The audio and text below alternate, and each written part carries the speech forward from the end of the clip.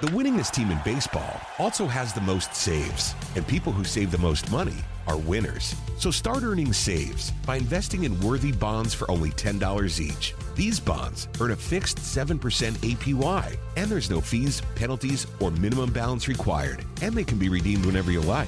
You can even round up everyday purchases to buy additional bonds. Go to worthybonds.com/save. That's worthybonds.com/save and save and win.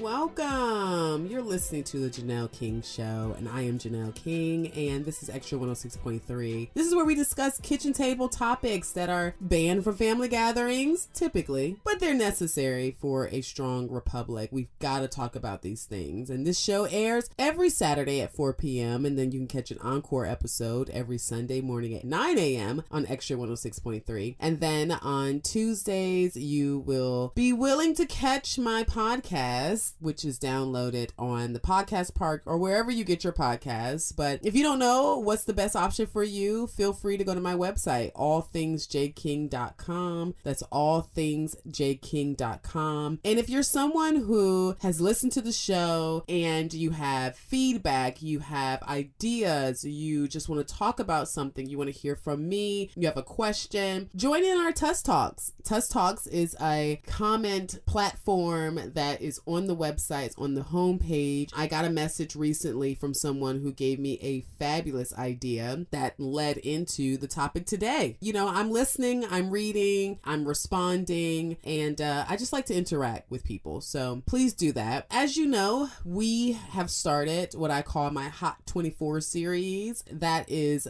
the hot topics that are in 2024. Now that we are in an election year, it's extremely important that we talk about these topics. These are topics that I think will be on the front page in some shape, form, or fashion. And the topics are abortion, election integrity, immigration, healthcare, and the economy. These are the top, I guess you could say 5 topics, but I'm calling them my Hot 24 because they're the hot topics in 2024. We're going to continue that. And instead of breaking out a particular topic, like I did in the past, I've talked about abortion, I've talked about election integrity, which I'm going to go deeper into. At some point, I went really deep into immigration and what's happening with our border. Last week, I touched on healthcare. I'm going to go a little bit deeper into healthcare and election integrity and the economy. But I thought it was important that I take a pause from just highlighting that particular topic and begin to highlight something that encompasses all of that. And that's messaging. The message I received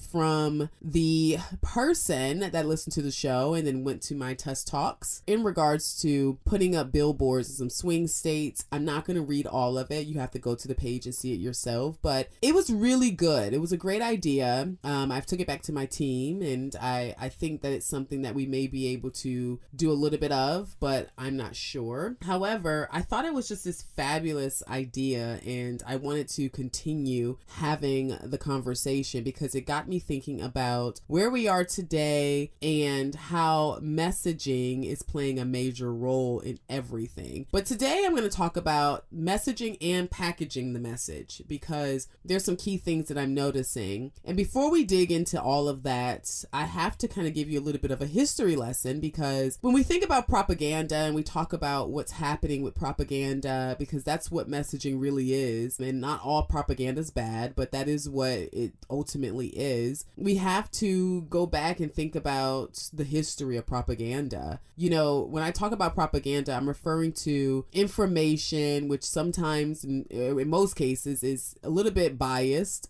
Some may say it's misleading. I've seen that a lot, but it's disseminated with the intent of influencing public opinion, public beliefs, or actions. And so this form of communication is strategically designed to shape perception and attitudes. And I think to fully understand propaganda, we have to understand how it's utilized and the methods that it typically uses. And it's typically spread throughout various different channels, you know, and this includes obviously media, but then art, literature, any other form of communication can be utilized when you're disseminating propaganda, when we're thinking about messaging as a whole. And the term is often associated with, like I said, being misleading or manipulative or things of that nature. However, it doesn't always have to be. Not all propaganda is inherently negative or evil. So it can also be utilized to promote positive causes as well. But when we think about the origin of propaganda, and we can trace it back to the ancient times, and I like to kind of go through that really quickly. When we talk about the origin, let's talk about the origin of it, because oftentimes we are wondering, is this something that just kind of was made up? No, when you think about how it's all started, I think it's important to note that at the end of the day, this is a topic that is inherently inside of all of us. I think it's very connected to human nature. Ancient civilizations is probably the first indicator of some forms of propaganda. When I think about ancient civilizations, I'm talking about Rome, Egypt, Greece, going all the way back to those days where rulers would use symbols and monuments and their own narratives to glorify their achievements or maintain social order. And I often think to myself, I wonder if the stories we hear of some of these great leaders are the actual real stories, because they seem so fascinating, almost godlike in some cases, which we know that is not the case, but it's how the story was told. But then you fast forward past the ancient civilization time, and we had the print revolution that came into play and the invention of the printing press, which is part of the 15th century. It played a very crucial role in the evolution of propaganda, because now you had printed materials like pamphlets and posters that allowed for mass dissemination of information, which was really, really different, because now you don't have to go through the long, drawn out wait times of having to do it like before the printing press. Now we have something that can produce something a lot faster, and sending out magazines and all kinds of printed material to people became extremely, impactful. Then let's go to the 20th century. Right? So like the whole political propaganda kind of really showed its face mostly in the 20th century, because it was the time where we witnessed the rise of the control of propaganda from different regimes like Nazi Germany, the Soviet Russia, and other regimes that use propaganda to control narratives and to ultimately manipulate the public as a whole. I think this is the case where we started looking at propaganda from a different perspective, different lens. It's interesting. My husband's military, so when I often think about propaganda and like how propaganda is being utilized, sometimes I'm tempted to think about it from a military perspective, from the stories I've heard, or from just watching videos and stuff like that, where it's just kind of bombarded in your face. It's loud. It's a lot, right? The propaganda that's the most dangerous is the propaganda we saw during the rise of these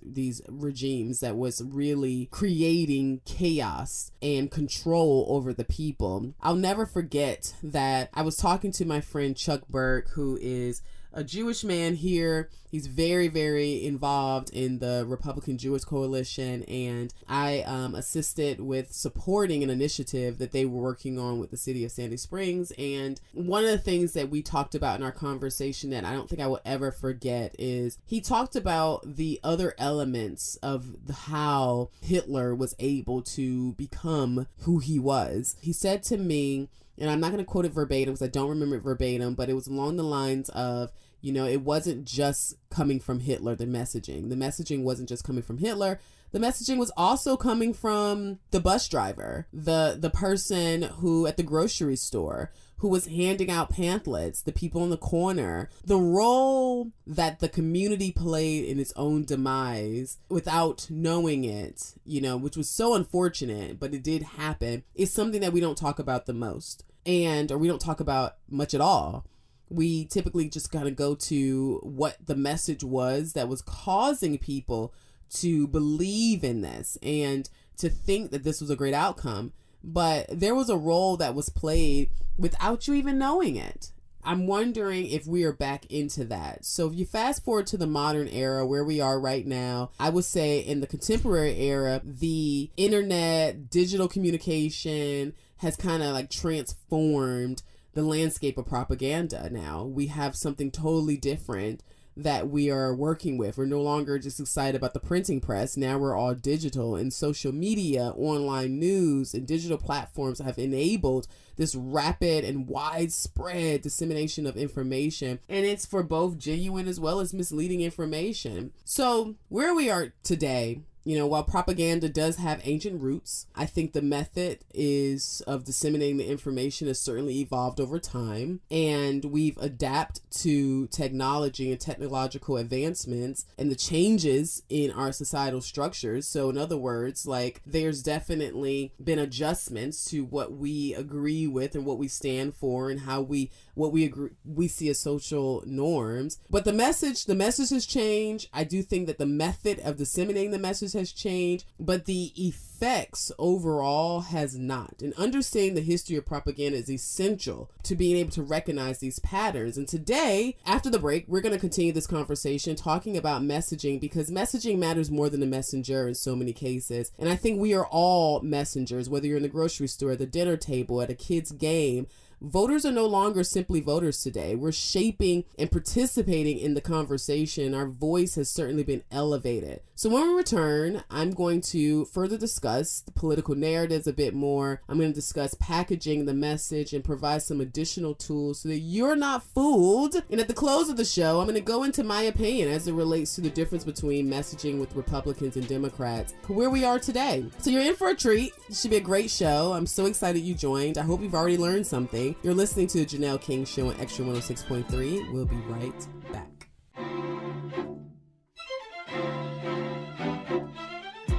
King Show right here on Extra 106.3. And before the break, I broke down the history of propaganda, and I talked a lot about where we are when it comes to that and how propaganda has evolved from the ancient civilization times into where we are today. But now I want to dive into messaging and packaging the message. And the reason why I want to do this, and I felt like it was a good interjection in between my Hot 24 series, where I was talking about, the key topics that I believe is going to play a major role in our election cycle, this 2024 election cycle. What I've noticed is that we can talk about these topics all day long. We can go into why this is a problem, why you should vote conservative, a Republican in this upcoming election. We can talk about how the Democrats are wrong, or vice versa, however you feel. We can go into that all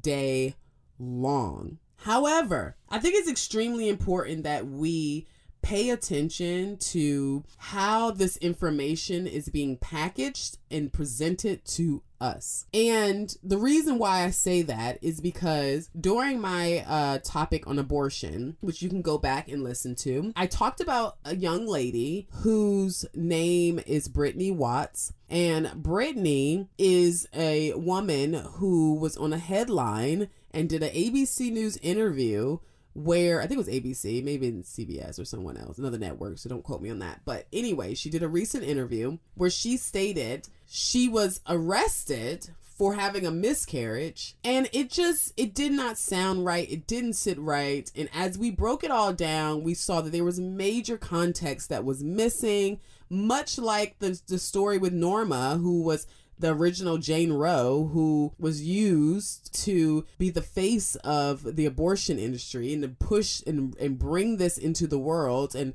really push abortion on a federal level. And it was done because of two women who were young attorneys who saw that they could use her story, manipulate it a little bit, present it a certain type of way, and get the emotions behind it in order to get people to support and to get behind it and rally behind it.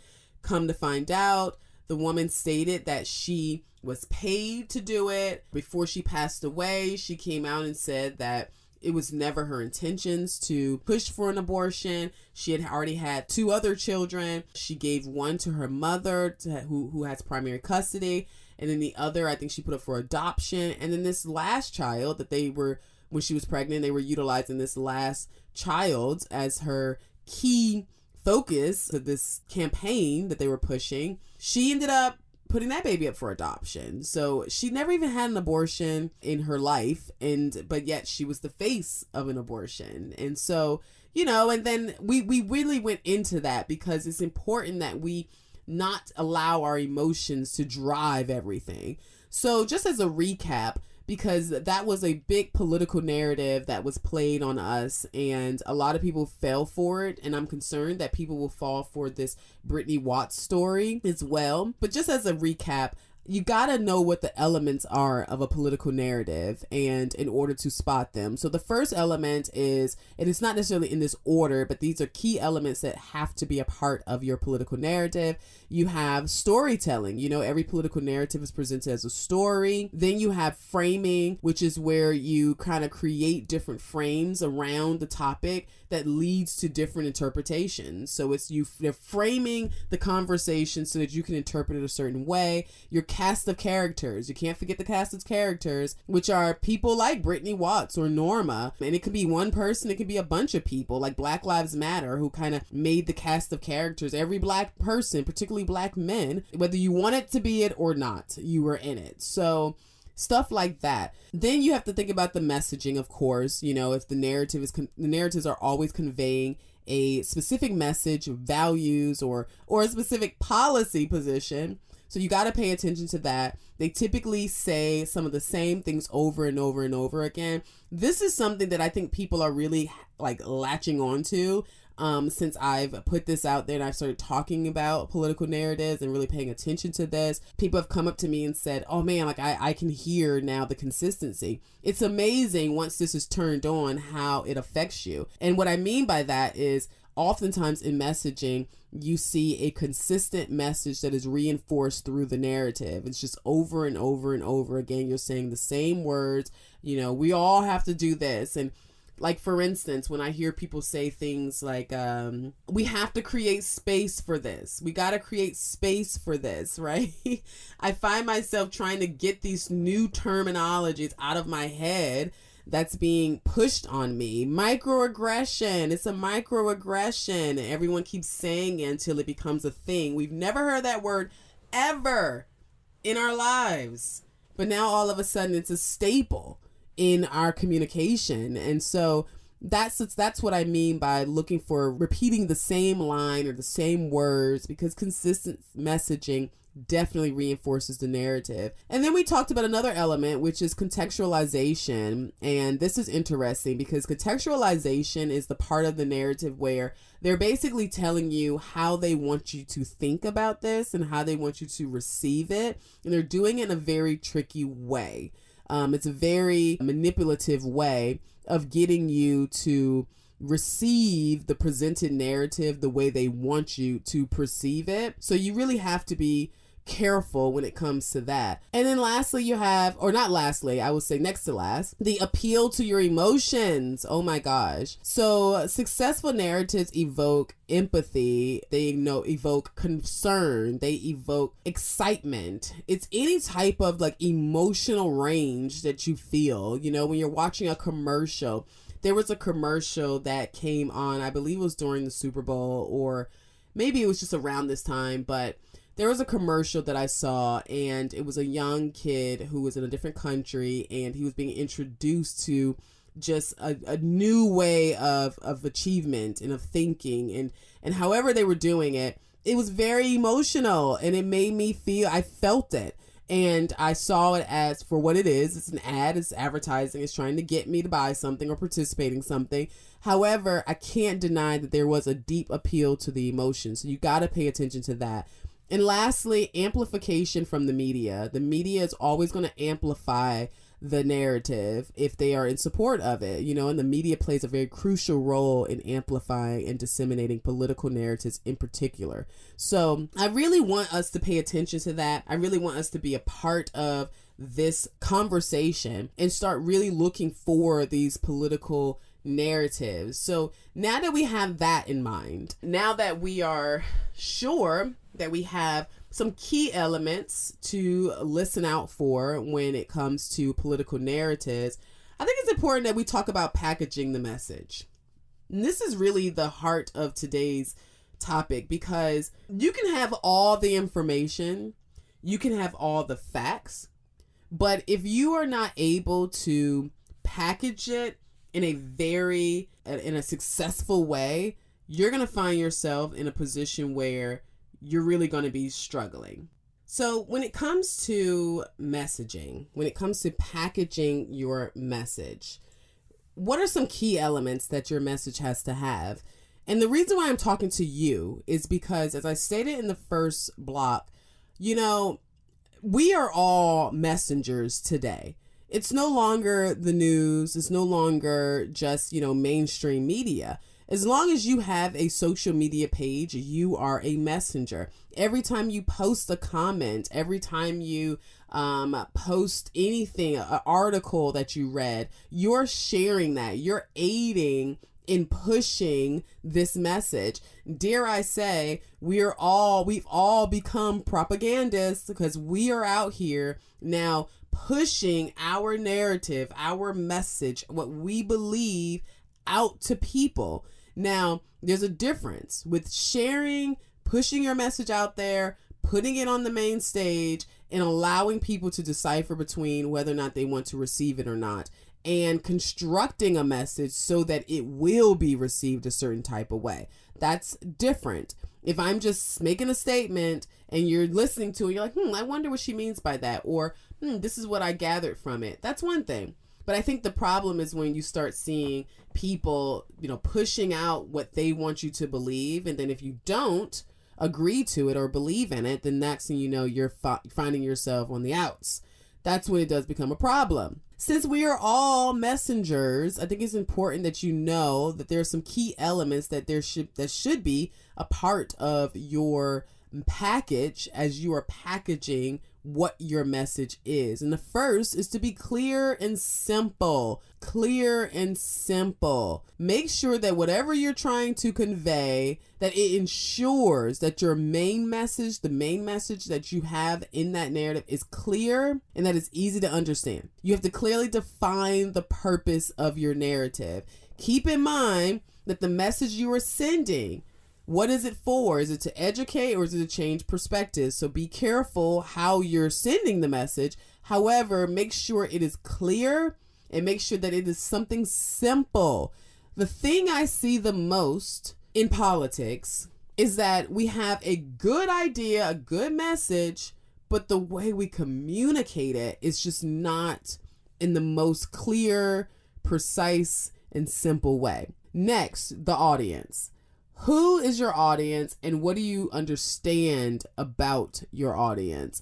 Knowing your audience and tailoring your message to resonate with them is key. So you have to consider the values, the interests, and the perspectives of your audience. If I'm speaking to liberals, then you've got to understand that they value certain things differently politically than we do as conservatives. And oftentimes, I've run into situations where we've identified the audience that we want to target, but we have lost sight of who they are. We don't know anything about the audience, right? So in other words, you say, I want to target liberals, but then next thing you know, the liberals that you're targeting them with messaging that it's just hard to receive, or it's just not something they want to receive, right? I mean, telling a liberal you're crazy if you've voted for Joe Biden, it's not a package that I would want to receive if I was a Democrat. Next, visual elements. How can imagery reinforce your message, right? Like, how can you incorporate different visuals such as images or infographics or videos to enhance the narrative? I'm not talking about information bias where you're out here just saying stuff.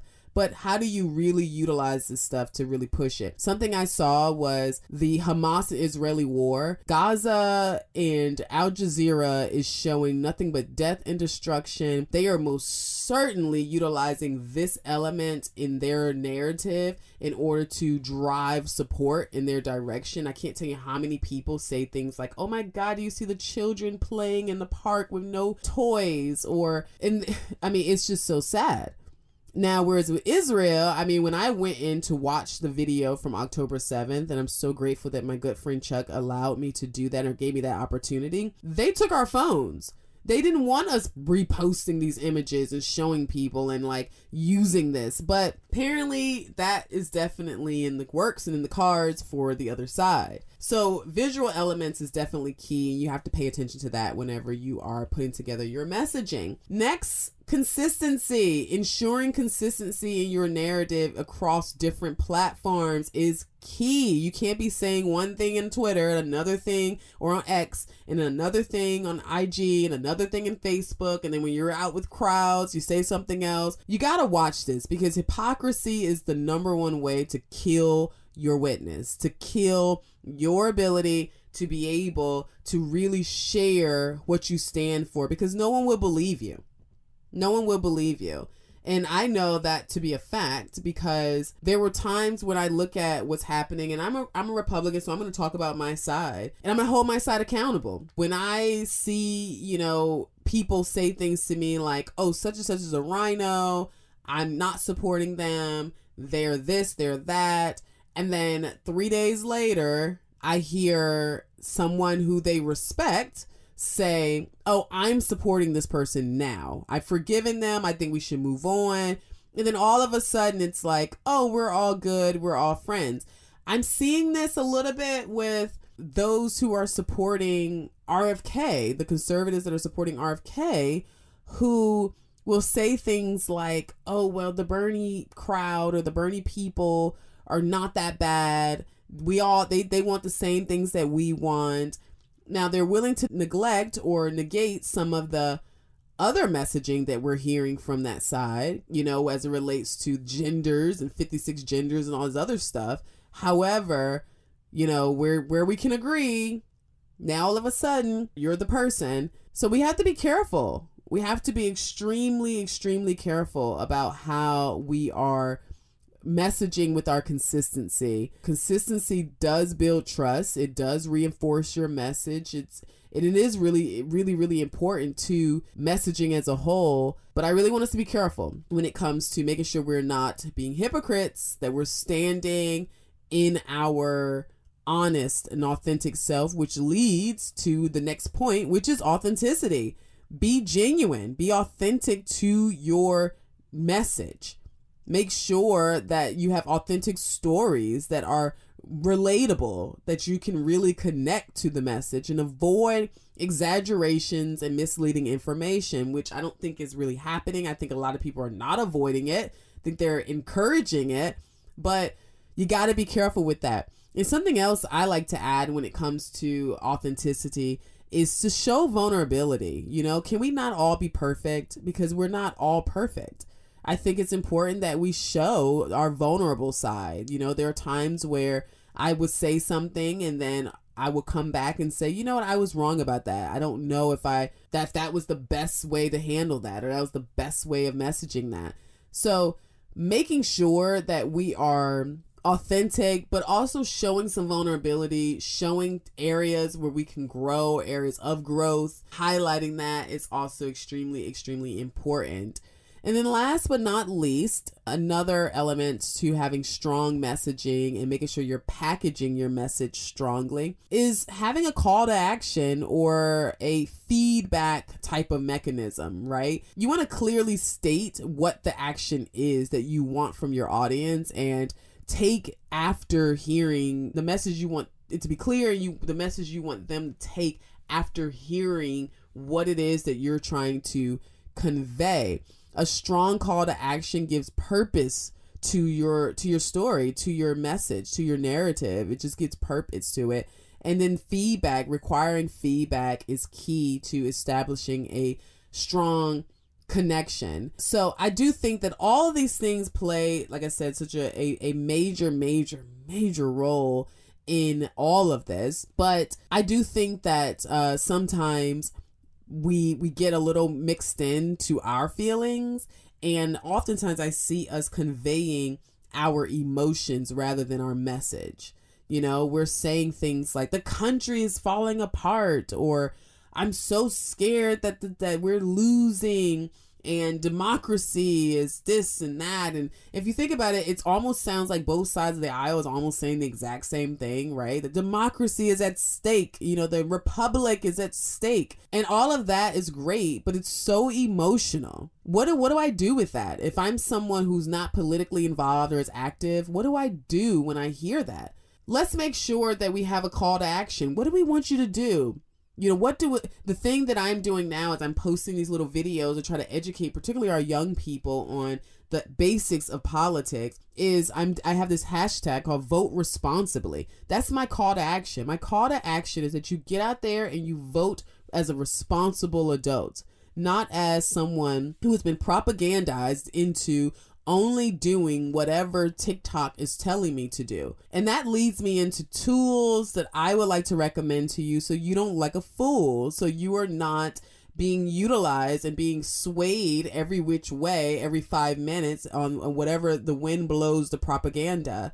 I really want you to be ahead of this. So how do you respond to a spotted narrative? How do you take all this information that you're being bombarded with and be able to disseminate it within yourself and to your family so that you're not being taken advantage of or utilized? And the first tip that I always like to give, and I did mention this on a previous show, but I want to talk about it a little bit deeper, is diversifying your sources. I absolutely believe that you have to diversify your sources.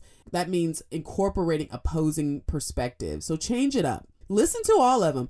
On any given day, I will sit in front of the in front of the TV, and I typically watch The Five every day. I obviously watch my show on Sundays, which is the Georgia Gang that airs on Fox 5 Atlanta at 8:30 a.m. But I also I turn to News Nation, which has become one of my favorites.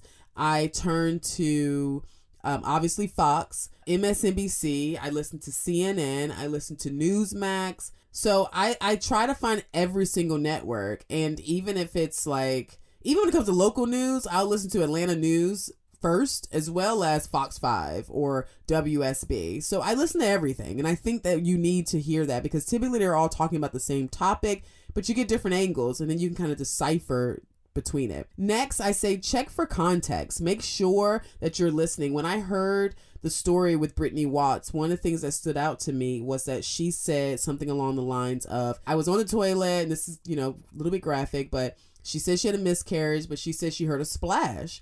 And then next thing you know, the story goes, she's in the hospital. Well, where's the context? What happened in between that? Did you check out the splash? Did you see what was going on? So ask yourself that. Lastly, question assumptions. Anything that makes you pause, that says, what was that? Trust your gut, beware of underlining assumptions that are laced throughout the propaganda, right? So it's like if they say something along the lines of, I'm reporting the news here, there was an accident on 5th Street, and I think there was something that was thrown out of the window. Well, that's an assumption because you just said you think. So pay attention to that. Try to separate those from the facts. Once you do all these things, I think you'll be on top of it when it comes to messaging. So as we continue, after the break, I'm going to give you my opinion on where I think we stand as Republicans and Democrats as it relates to messaging and packaging. Again, you're listening to The Janelle King Show. This is Janelle King on Extra 106.3. Stay tuned for the next half after the break.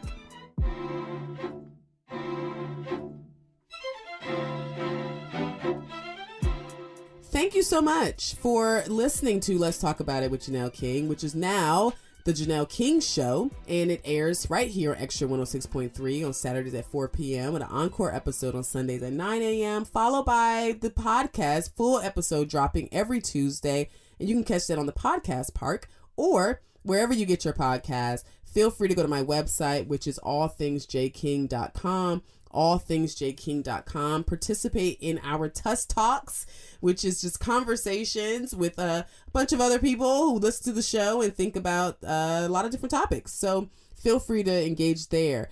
Before we complete this show, if you missed it, we were talking about messaging and packaging our message. We're talking about how these hot topics of 2024, the economy, abortion, healthcare, the election integrity, immigration, as these topics become hot topics going into this 2024 election cycle, I think it's important that we talk about messaging and packaging and the fact that we're all little messengers now. We all have a social media page, which means you have a platform, whether you have 5 followers or 5,000 followers, you have a platform and your message matters.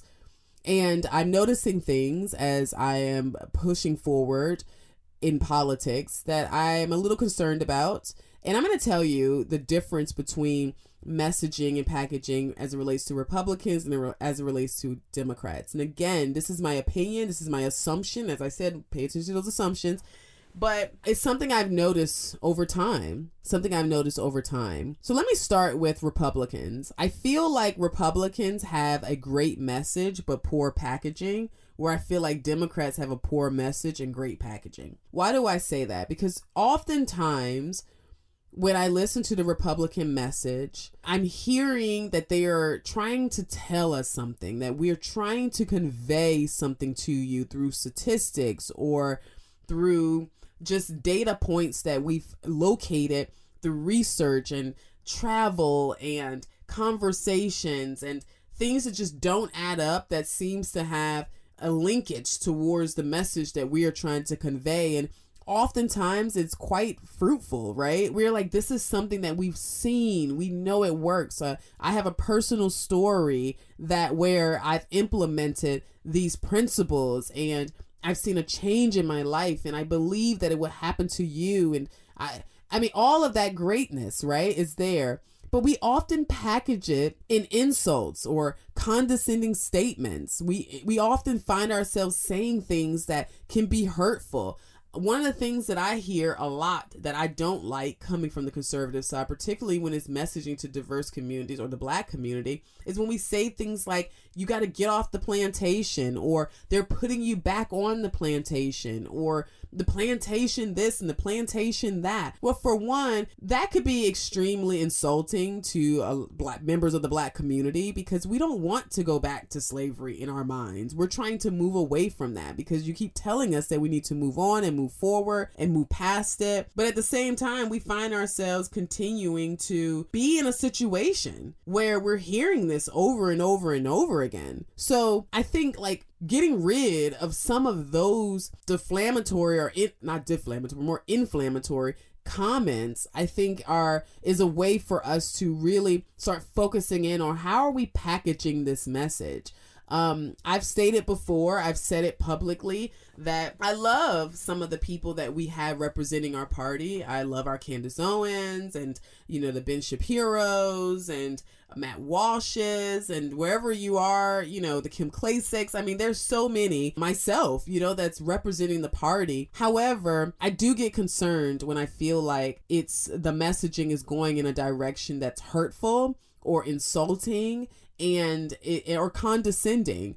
If I don't know something, yes, that makes me ignorant of it. But calling me ignorant without telling me what I don't know, or calling me ignorant while telling me what I don't know, can all play a negative role in me receiving the message. So I really want us to be careful when we're talking to people, that we're not slipping in a little bit of our emotions in the packaging of that message. Whereas on the flip side, we have Democrats that I personally believe provides every excuse and potential excuse for not succeeding. It's like, if you don't get out here and make it happen and do something, if your first idea doesn't work, if that first job ends up letting you go, then we somehow, for some reason, I feel like Democrats typically pull it back to something external. That it's not necessarily you. It's not your attitude. It's not your perspective on life. It's not your weak work ethic. It's not any of those things. It's got to be the fact that there's some type of external force that is out here pushing you into your failures. And that's a problem for me. But the thing is, they package it in a package of hope. It's always a message of hope, a message of, I get you, I understand you, I have your back. Don't you worry, I'm going to look out for you. I know you don't know what you don't know, so let me think about it for you. That's kind of how I feel that the Democrats tend to message or package their message. In doing that, they get a lot of support. Statistically, there are more people who identify as liberal or Democrat than there are people who identify as conservative statistically. And I think that has a lot to do with the fact that they package their message a lot better. Is the message helpful? No, it's a bit detrimental if you really think about it, because telling people that, or dividing people by the color of their skin, or dividing people by their finances and their economic situation, to me only leads to a further victimized mentality. And when we start creating these victimization messaging that's telling people that you're being harmed externally and that's the cause of where you are, that's a problem for me. Here's a great example, or I think it's a great example. I was listening to a podcast that was talking about how I think the overall message was around obesity and how, oftentimes there's food and there's a scientist who found that a lot of the preservatives that are in food serve as a block to the receptors that tell you to stop eating, and ultimately you just continue to keep eating, and that those preservatives are harming you. Now, is that an external force? Absolutely. I do think that's an aspect of the conversation that we have to have. But where I think we hit the fork in the road is where, as Republicans, I believe that we take that same message and we send this out to people to say, hey, guess what? There is hope. You don't have to live like this. You don't have to be forced into obesity. Here's some information I want to give you. How about you check out some farmers markets, and we start messaging, going to farmers market, buying groceries that are not as processed, learning about growing your own food, and encouraging them in that way, rather than saying that there's a thing called body positivity and fat positivity, and you're encouraging people to stay obese and stay in that situation. That is different. That is poor messaging being packaged in this message of hope that's still hurting people. I'm asking you to ask yourself, what will happen if you found yourself in a place where you can create great messaging in a great package? That's what I'm hoping that my organization, Let's Win for America Action, does. Let's Win for America Action was born out of my husband and I deciding that we've got to do something about poor messaging, and we want to make sure that we are pushing good messaging forward. And you can go to lwfaa.com. That's lwfaa.com to find out more about what we're doing and more about our messaging tactics as it relates to pushing the conservative principles into the community. I hope you do the same. I hope this was helpful to you. To all my messengers out there, please pay attention to this. Use your platform wisely, vote responsibly, and make sure that you tune in next week to the Janelle King Show right here on Extra 106.3. Thank you. The winningest team in baseball also has the most saves, and people who save the most money are winners. So start earning saves by investing in worthy bonds for only $10 each. These bonds earn a fixed 7% APY, and there's no fees, penalties, or minimum balance required, and they can be redeemed whenever you like. You can even round up everyday purchases to buy additional bonds. Go to worthybonds.com/save. That's worthybonds.com/save, and save and win. Spring is here and baseball is back. You can't forget the Derby. I love the hats. Do you have yours yet? My hat? I treated myself to a whole outfit. If you want to be able to treat yourself, then you should check out the Nest Savings Account at LGE Community Credit Union, where they want you to reach your savings goals faster. Take it from a pair of 680 The Fan wives. Head to lgeccu.org to find out what makes their team #1 in Georgia. The Fan is ready for Brave season. Are you? 3-1 smoked high in the air, deep center field, and heading for the horizon. A home run by Olsen. We're streaming every game of the Braves 2024 season free on the 680 The Fan app. So make sure you download it now and don't miss a pitch of the Braves this season.